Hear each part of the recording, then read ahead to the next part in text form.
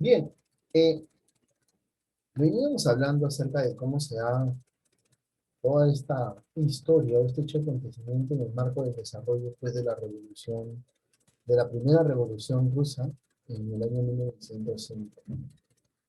Y un punto importante que es la guerra ruso-japonesa y lo que pasa en ella y cómo ingresan ambos. ¿Por qué gana Japón esta guerra? Porque Japón es la que gana, ¿no? Tenemos a una Rusia, pues, debilitada políticamente, económicamente con una serie de crisis. A eso se va a sumar que se está presentando muchos problemas sociales, ¿no? Con huelgas, levantamientos en Rusia. Por lo tanto, este conflicto va a estar, pues, si bien es cierto, se da por un tema de intereses eh, netamente económicos y querer tener, pues, este espacio, este dominio en estas naves de Port Arthur, ¿no? En la parte del territorio japonés, a raíz de que China había cedido parte de estos espacios.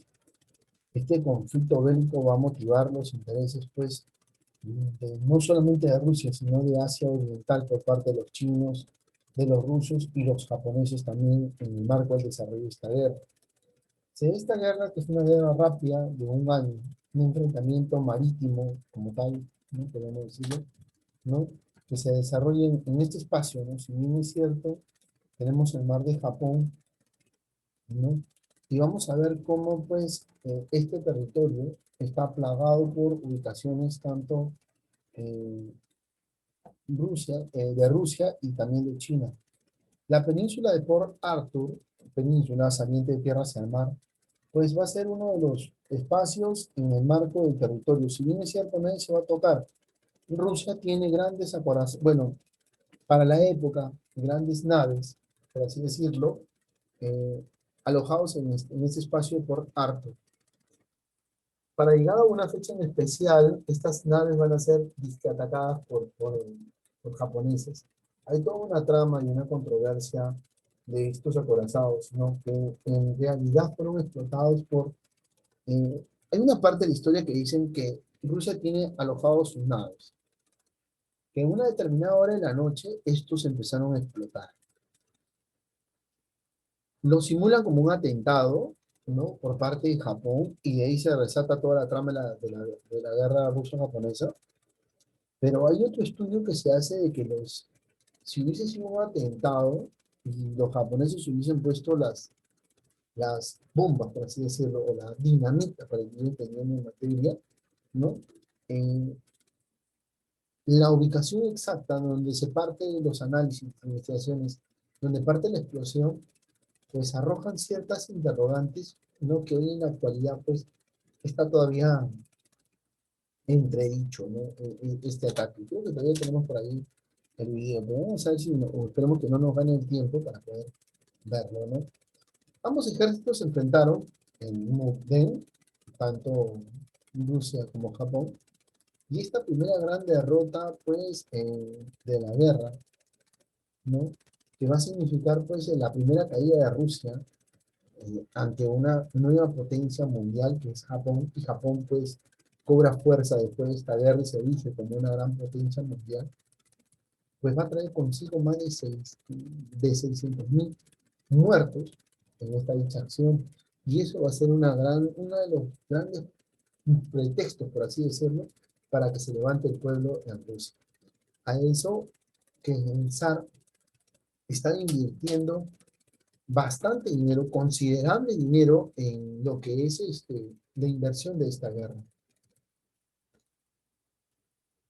Ya envueltos en lo que es la guerra, el almirante ruso Rodiswenki, ¿no? Él va a ser vencido por la marina japonesa en este gran combate que se va a dar en, en Tsushima, ¿no? En este territorio, ¿no? Marítimo, que va a condicionar, pues, todo tipo de acción, tanto de Rusia como de Japón.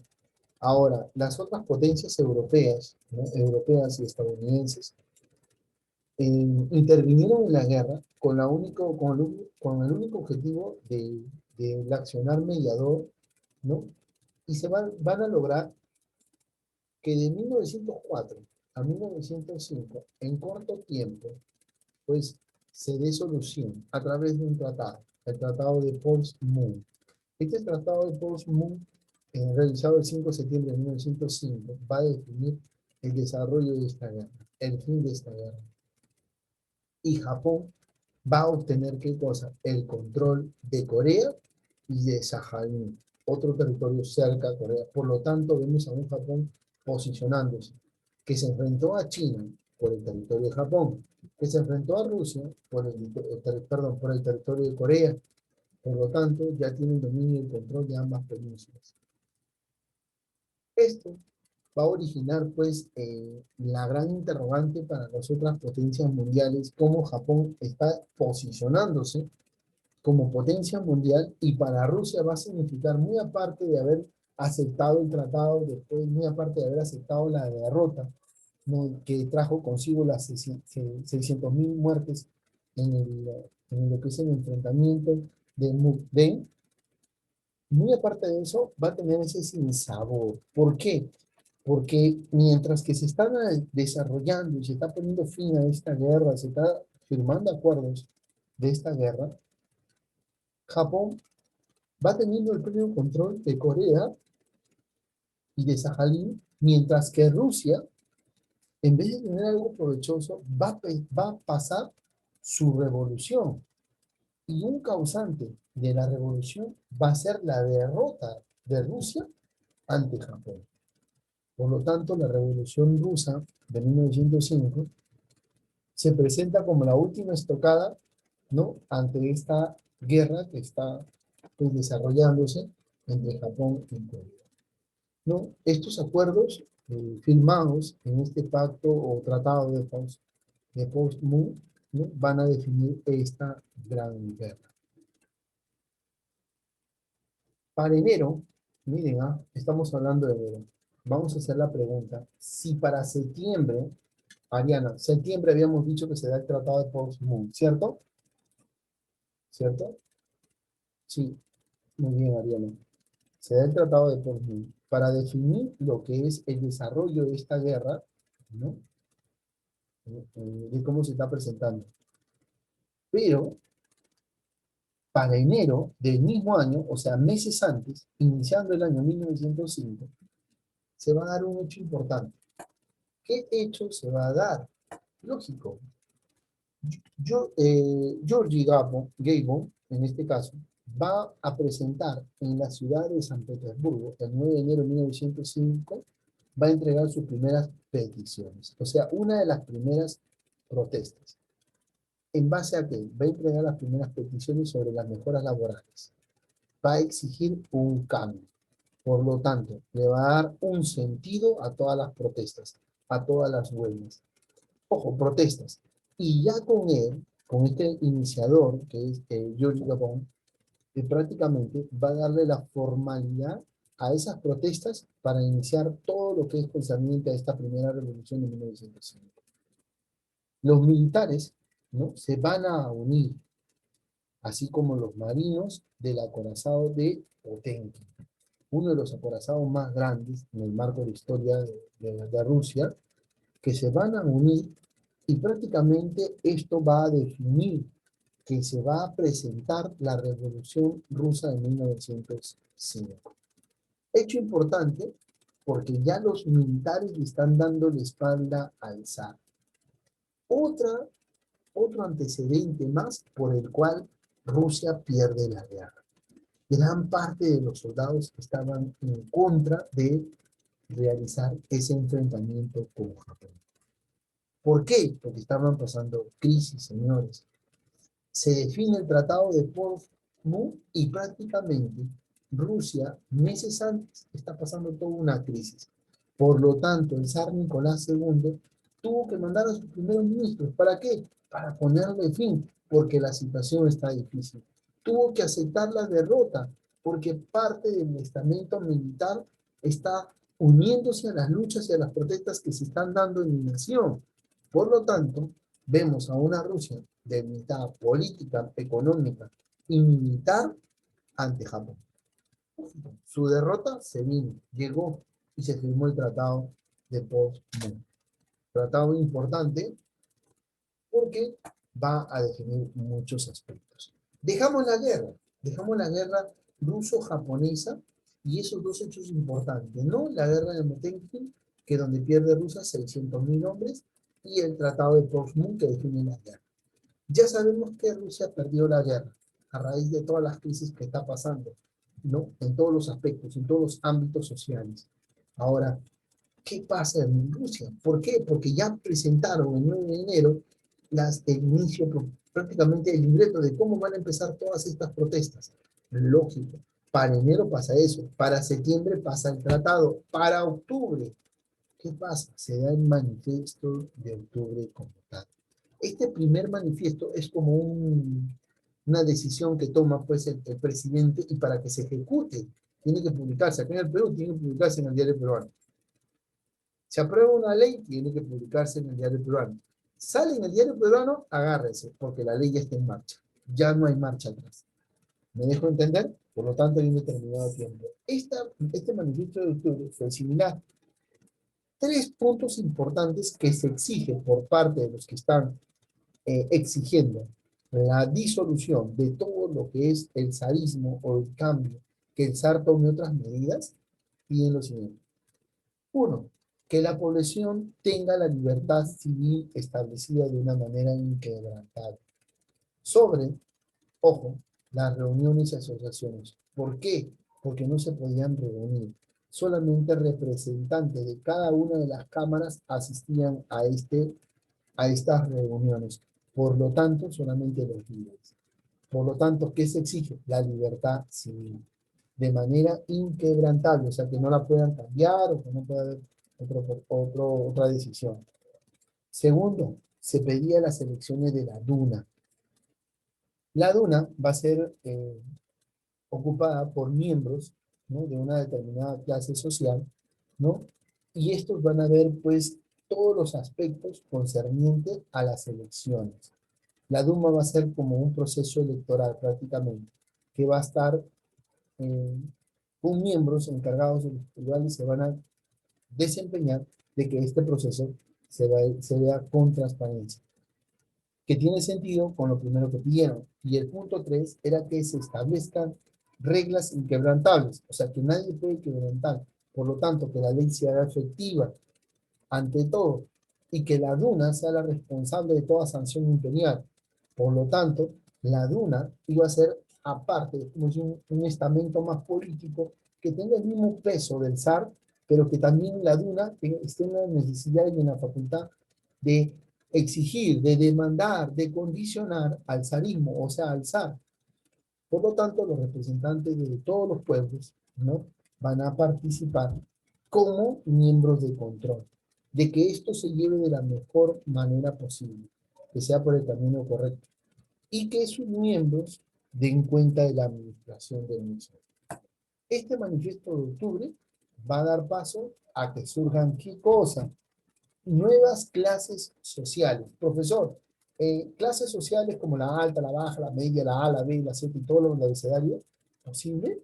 Y a nosotros nos toca la última, la Z y la W. No, van a aparecer los soviets obreros. Quiere decir que los soviéticos obreros, o sea, los obreros, los que están trabajando en la agricultura, aquellos que están haciendo otras labores que todavía no está marcado la primera, en este caso la primera revolución industrial, ¿no?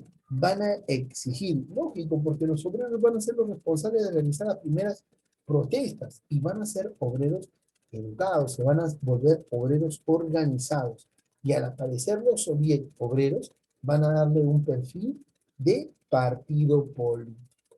Por otro lado, ¿recuerdan ustedes los soldados que estaban en el acorazado y que decidieron no salir, que decidieron no entrar en la guerra, que decidieron vamos a apoyar a la revolución, vamos a apoyar a las protestas y huelgas? Ellos también van a formar su propio partido y los soldados.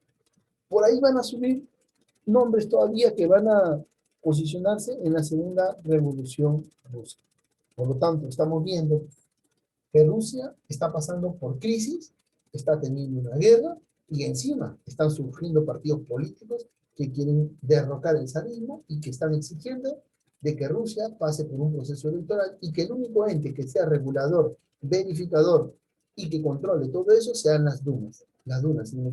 Se valoran muchos aspectos en el desarrollo de esta primera revolución rusa y de lo que quieren. Por lo tanto, el zar va a tener que aceptar las condiciones prescritas, pero eso quiere decir de que el zar no va a ser derrocado. El zar, uno, va a aceptar el tratado de la derrota con Japón, muy bien, sacan sus naves, va a tener que retirarse, ¿no? Y a eso se va a sumar también a aceptar las condiciones de las primeras manifestaciones. Ah, muy bien. El zar acepta las manifestaciones, se condiciona, pero eso quiere decir que no es que ya hicieron la vuelta a la revolución, chao, me voy. No, sigue el zar, pero sigue aplicando otras técnicas, metodologías. Más adelante, lo que aplica el zar, ¿les habrá gustado a la población? Yo creo que no, porque se da una segunda revolución rusa, con otros eh, miembros políticos, que van a envolver a lo que son los partidos políticos de los soldados y también de los soviets obreros. Eso es lo que pasa en Rusia en el desarrollo de esta guerra. Vamos a hacer un... 8 de 1904, la guerra ruso-japonesa.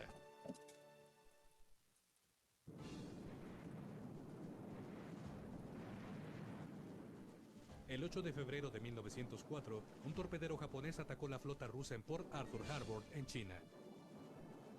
Los barcos de guerra japoneses bombardearon las baterías de la costa y empezaron a bloquear el puerto. 2 días después, se declaró formalmente la guerra, dando inicio a un conflicto del tipo David y Goliat. Desde el inicio del siglo, Japón, que era un pequeño país en una isla, temía la propagación de la influencia rusa en Manchuria y Corea. Cuando los rusos rentaron un área cercana a Port Arthur en China y establecieron una base naval allí, Japón decidió actuar. Hasta ese momento, todos los puertos rusos en el lejano oriente estaban cerrados por el hielo durante gran parte del año, dejando la flota del Pacífico prácticamente sin uso. Una base en Port Arthur le ofrecía a Rusia el único puerto en el Pacífico que no tenía hielo en todo el año. La flota rusa hubiera entonces sido capaz de proyectar su fuerza hacia el Pacífico y resultar una amenaza sustancial para Japón. En el enfrentamiento que siguió al ataque japonés, Rusia sufrió grandes desventajas. Su establecimiento militar en el este de Asia no era suficiente y los refuerzos y municiones tenían que ser transportados a través del tren transsiberiano que implicaba casi 9.000 kilómetros desde Moscú.